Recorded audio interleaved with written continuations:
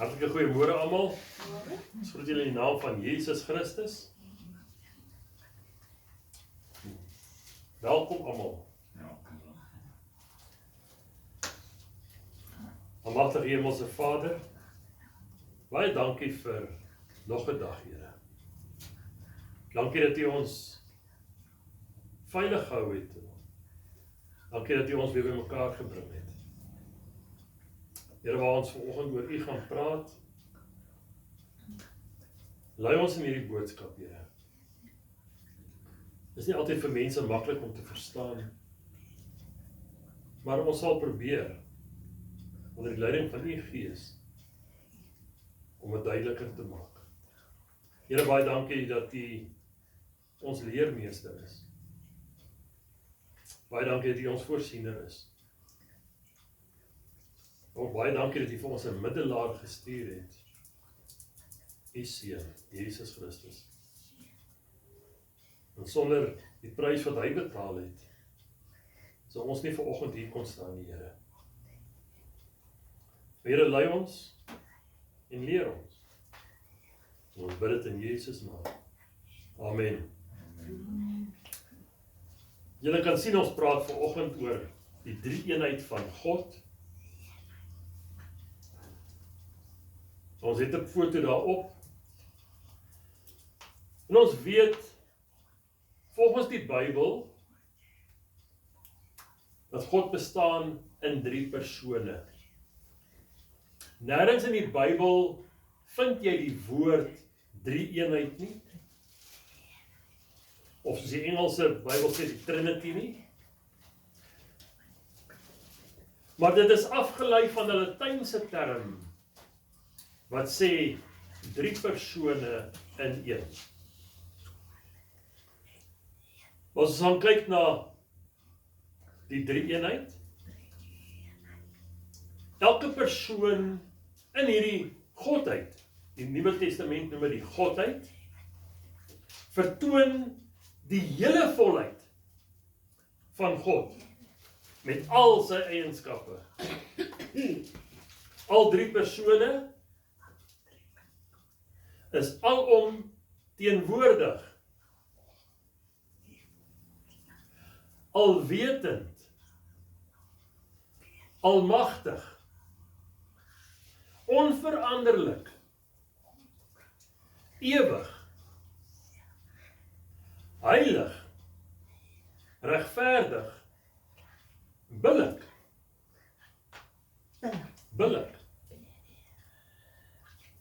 suiwer liefde, goed, barmhartig, vriendelik en getrou.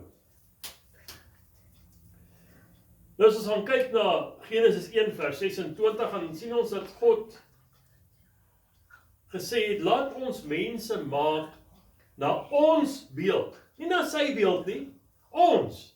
Hy praat van homself in die meervoud. Die Hebreëse taal Elohim, dit verduidelik dit baie duidelik vir ons. Want Elohim is 'n meervoudvorm van een persoon.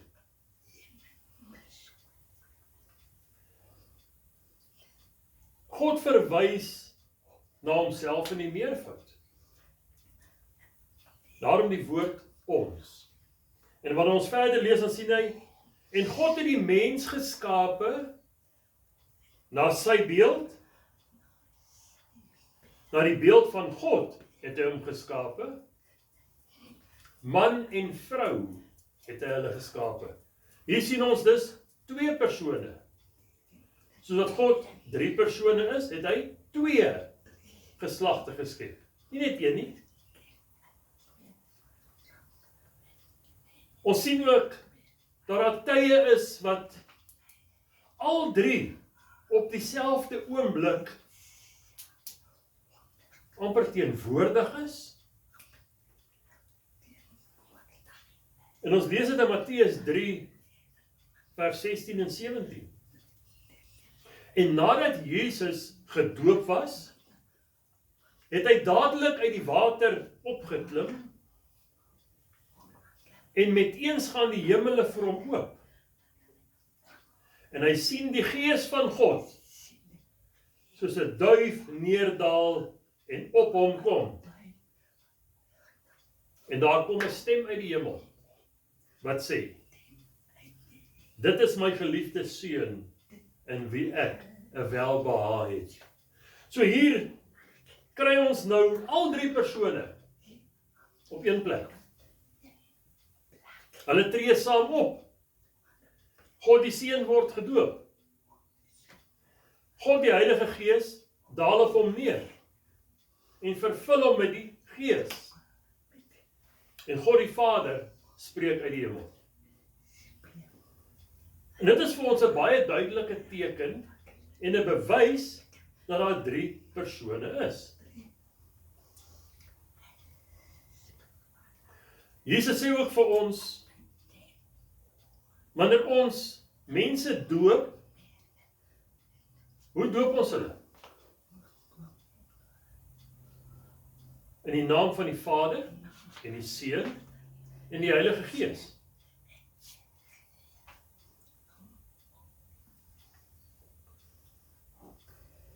Die Vader en die Seun en die Heilige Gees moet al drie as God erken word.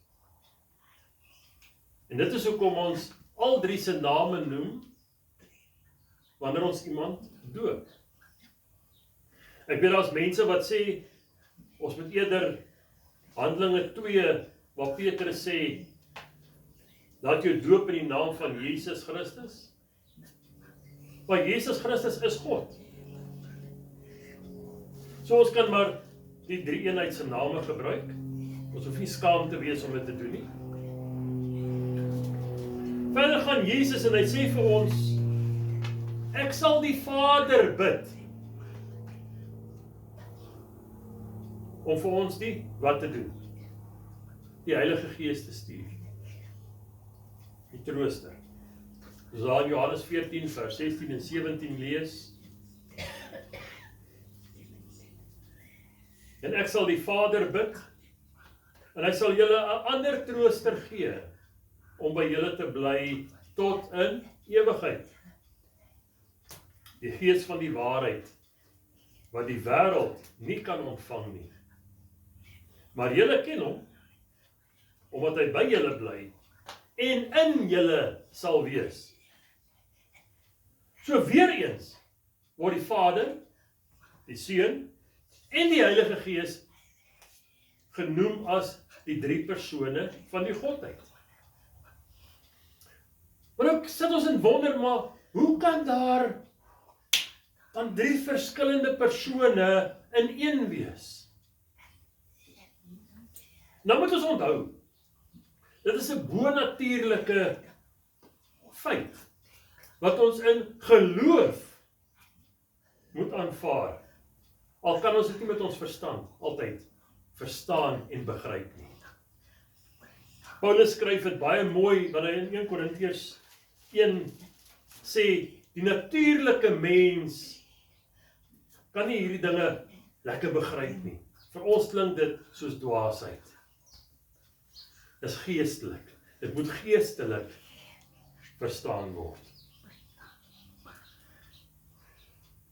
Nou moet ons ook 'n gedagte hou dat God 'n geestelike wese is en ons is vleeslik.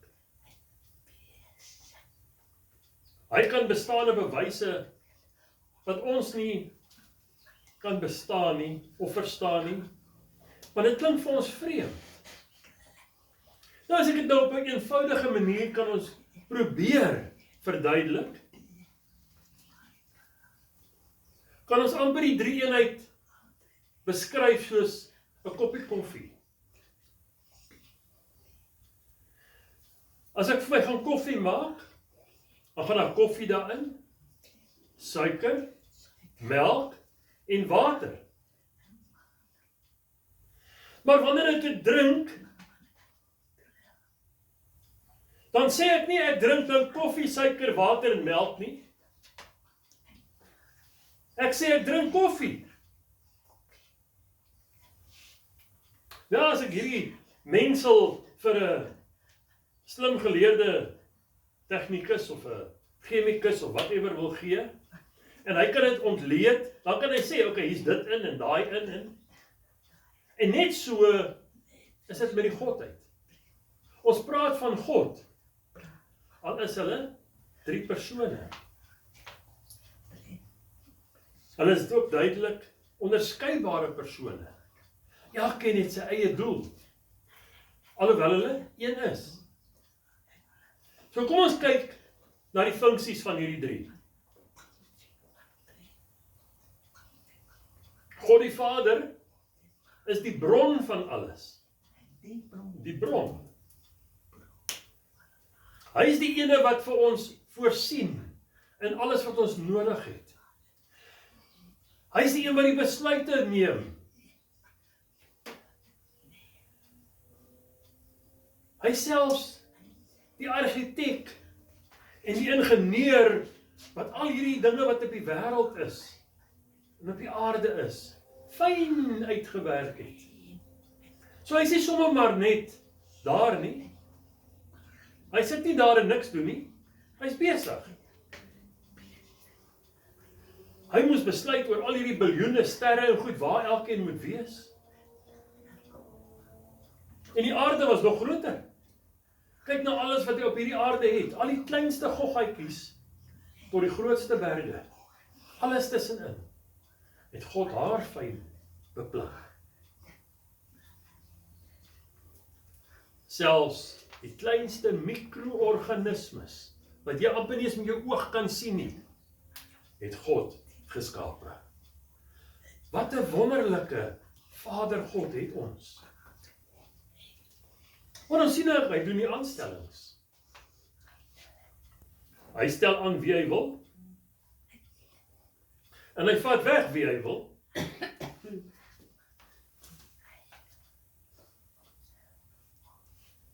Ons sien dit in die geval van koning Saul en Dawid. Hy het Saul weggevat. En hy het Dawid aangestel as 'n nuwe koning. Nebukadneser het dit baie goed besef dat God kan wegvat en weer aanstel. So ons moet nooit dink God is maar net daar nie.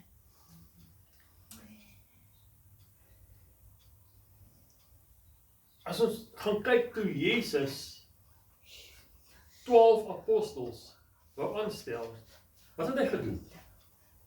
Hy het eers die Vader gaan bid. So hy het nie een vir die Vader gevra, watter persone moet hy aanstel? Jesus het niks uit homself gedoen nie, die Bybel sê dit vir ons, sonder die Vader nie. Dieselfde met ons. Waarom wil ons dinge doen, sonder om die Vader eers te raadpleeg? God bepaal die tye.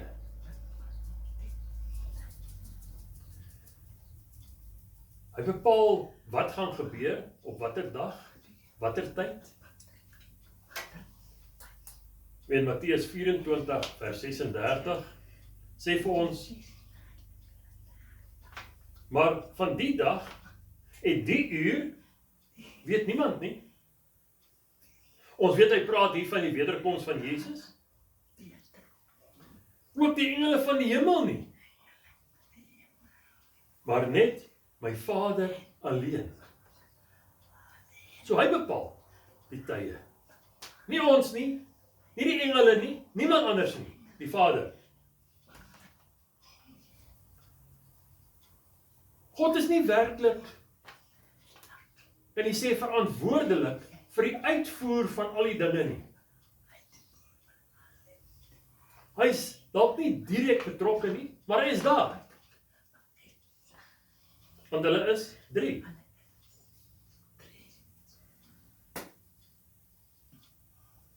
En dan gaan kyk ons nog verder. Dit voel baie keer vir ons, was God dan nie heeltyd hier betrokke is nie, dan is hy seker maar ver van ons af. Nee, hy is nie. Hy is nie.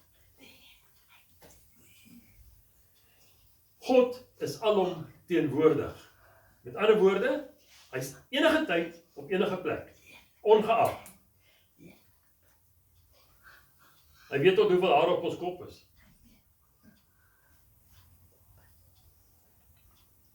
Soos 'n kleintjie op sy pa se skoot wil gaan sit.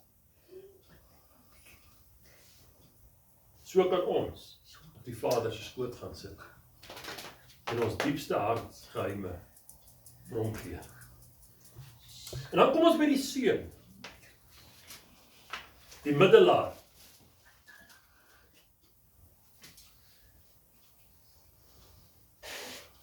Hy bring dinge na ons toe van die Vader af. Hy volg wat die Vader vir hom sê. En hy is ook die perfekte middelaar. Hy voer die Vader se gedagtes en sy planne uit hier op die skepping. En dis hoekom die heelal ook deur die Seun geskep is. Johannes 1 vers 3. Die Seun het ook nooit iets gedoen sonder dat hy van die Vader ontvang het nie. Terwyl Jesus op aarde was, het hy gesê daar in Johannes 5 vers 19, Voorwaar, ek sê vir julle, die Seun kan niks uit homself doen, tensy hy die Vader dit sien doen het nie. Dit is nogal interessant, hy het dit hom gesien. Dit sê vir ons, Jesus is van ewig af daar, tot in ewigheid. Hy is van die ewigheid af daar, tot in die ewigheid. Hy het nog altyd bestaan.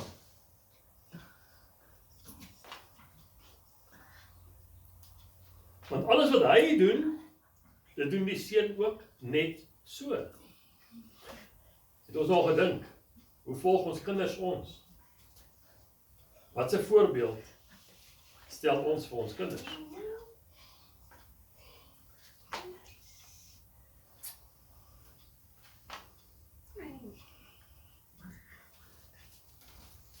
Die Seun as middelaar kan ons ook sien daar in die reiniging van die tempel. En weer eens kan ons net weer dink, iewers moes hy die Vader so iets sien doen het. Maar hy het homself gedoen. En daarom moet ons, dit wat God se is, heilig ag. Ons kan nie sommer net ons eie ding wil doen nie. Want dan is ons besig om 'n bespotting van God te maak. Men Jesus het aangegaan en die duiwehandelaars en die geldwisselaars en almal uit die tempel uitgedryf. Hoe lyk ons tempels?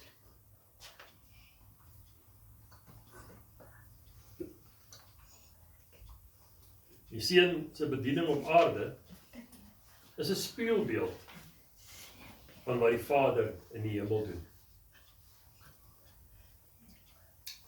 Die Seun en die Heilige Gees doen presies wat hulle die Vader sien en hoor doen. En hy steun algeheel op hulle vir die uitvoering van sy planne hier op aarde. Dit is hoekom hy sy Seun vir ons gestuur het. Om vir ons die goeie nuus te bring, die goeie nuus van die evangelie, om vir ons redding te kom bewerkstellig. So, wie is Jesus? Hy is God in vleesvorm. Baie mense noem hom nie man God. Hy het 'n baie belangrike taak om verrig hierso. En hy het nog nie opgehou werk nie. Ons weet hy sit daar aan die regterkant van die Vader en hy sit met hom in gesels oor ons. Hy doen nog steeds vir ons inspraak by die Vader. En hy het 'n duur prys betaal hier op aarde om dit vir ons te kan doen. Sodat ons skuld vrygemaak kan word. As ons gaan kyk in die Ou Testament, moes hulle gereeld diere slag en offer vir hulle sonde. Maar Jesus het eenmaal alles betaal. Dis nie weer nodig vir die bloed van bokke en stiere en al daai goed nie. Dis nou klaar, dis afgehandel. Dit is waarom Jesus gesê het, dis klaar. It is done. Tetelestai. Dit is voldoen, dit is voltrek. Daar is nie meer 'n prys om te betaal nie. Dit is betaal. Dit was sy belangrikste werk hier op aarde om vir ons versoening te doen by God.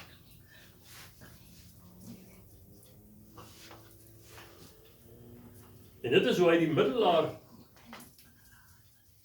skap, kan nie amper sê vervul het. Hy het dit vervul. En dan gaan ons na die Heilige Gees. Wat doen die Heilige Gees?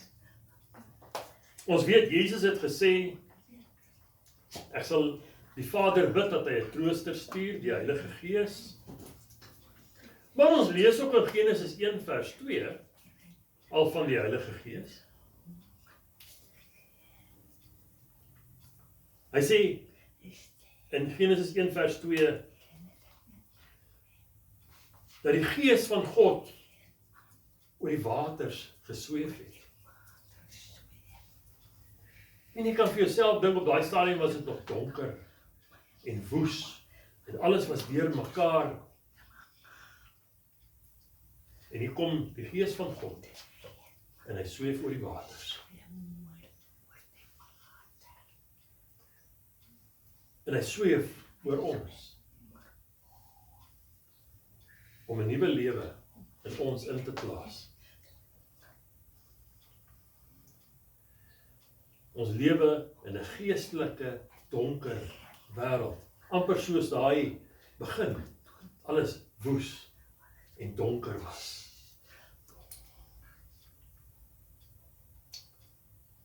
So die Heilige Gees begeer, net soos die Vader, en net soos die Seun, om nuwe lewe in hierdie donker wêreld in te bring.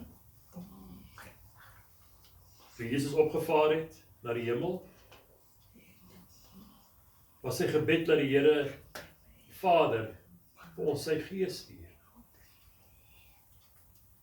En ons weet die Heilige Gees hier op aarde leer ons en herinner ons aan elke woord wat Jesus gespreek het. So hy is amper vir ons soos 'n leermeester wat oral kan wees op dieselfde tyd en in ons woon. En dit is so amper 'n wow, want ons God kom woon in ons. En daarom moet hierdie tempel heilig wees vir God. Rein wees vir God. Daar kan nie lelike goed in ons wees nie. Want God is heilig. En ons moet ook heilig wees en heilig bly. Weet soos Jesus niks uit homself kon doen nie, kan die Heilige Gees ook niks uit homself doen nie. Net wat die Vader wil hê, dit sal die Gees doen. Wanneer die Heilige Gees uiteindelik sy werk van verlossing hier op die aarde en in die tuin van God voltooi het, dan keer die Seun terug om die oes te kom insamel. Dan weet ons, die werk van die Heilige Gees is afgehandel. Dan weet ons, die werk van die Seun is weer besig om te gebeur. Want hy almal gaan versamel na een plek toe. En op hierdie wyse vervul elke persoon in die Godheid 'n afsonderlike, maar 'n duidelike funksie om saam hulle vooraf beplande doelwit te bereik. En wat is dit? om die mens weer verenig te hê met God, in liefde, by mekaar, in vrede. Amen. Mag die Hemelse Vader, dankie vir hierdie boodskap, Here. Dankie dat ons so 'n bietjie beter kan verstaan wie U is. Maar Here, ons sal nooit heeltemal verstaan nie,